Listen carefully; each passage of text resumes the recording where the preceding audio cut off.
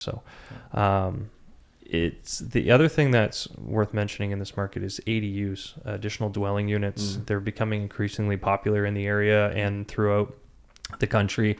An additional dwelling unit would be a separate legal apartment rather than having a duplex. So basically, before you had a primary single-family residential home, and then you had duplexes and triplexes that were legally zoned for multifamily.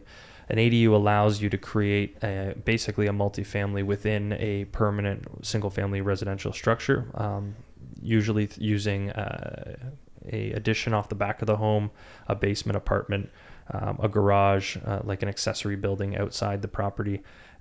Usually every municipality has their own bylaws in regards to this, so you'd have to check your own bylaw and find out what the code would be, and you still have to get permits for it. But if you get permits for it and you properly have the right setup for an ADU, additional dwelling unit, it adds a lot of value to the property. It allows you to have income to help supplement some of the costs of owning a home for those first-time home buyers. So if a first-time home buyer can find something that has a basement apartment with the proper ceiling heights, the proper egress and fire code, or have some sort of garage that they can convert into an ADU, or the space in the back to add an ADU and have something built, or an addition off the back of the home that could be turned into a bachelor apartment, it's a great way to add an extra $1,000 to $1,500 a month in a tenant and rent to the home that you're living in to help pay for the costs of the increased value of real estate throughout the country. You're seeing it more popular in the big cities, but it's slowly starting to come this way, and it's becoming more popular than not in the last few years. Yeah, and it definitely depends on the bylaw. I've seen this a few times at the bank. You can definitely apply for financing for something like this. You don't necessarily always need to have cash.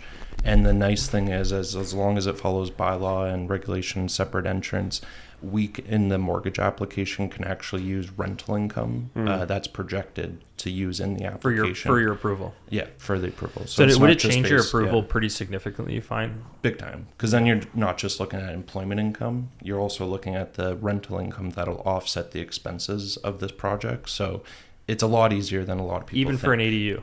Yeah. So like if policies are changing quickly and it's still new to us, but it has to have a separate entrance where you don't pass through the other unit. You have to have like a side door. Exactly. It has to have a bathroom, a bedroom, some sort of kitchen setup.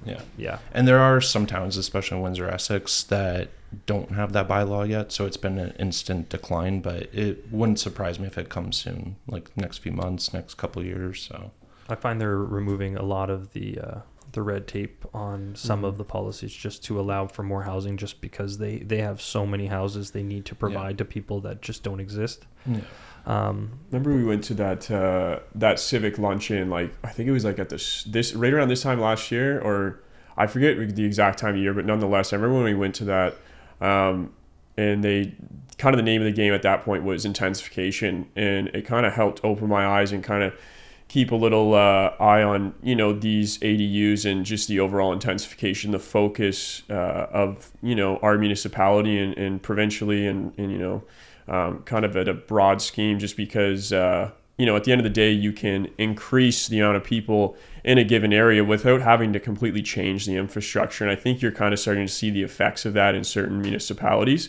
Not to call any towns out, but with that being said, there is a few that I'm sure many people can think of that that you've seen such an uptick in the population in your town that was once kind of a small town vibe, and all of a sudden you throw up 3-4 condos, a couple multifamilies, and now all of a sudden you got a few hundred more people living in this block than you did a year or two ago. So it's great in the sense that you are creating affordability without having to wait year and year and years. But with that being said, it does provide its kind of own challenges with the overall layout of a given city. You can't just start tearing down streets and making roadways where you have something that's pre-existing, right? So definitely interesting to see. A lot of benefits. I definitely can agree with that for sure, especially in the ADU sense where, like you mentioned, Colin, that you can have someone offset that affordability for you, and yet you can still be in that position where you can purchase a house because you have that opportunity, whether it's in your basement, it's upstairs, or it's in your backyard. So it's a lot of opportunity in that sense, but definitely some trade-offs, just like with anything, right?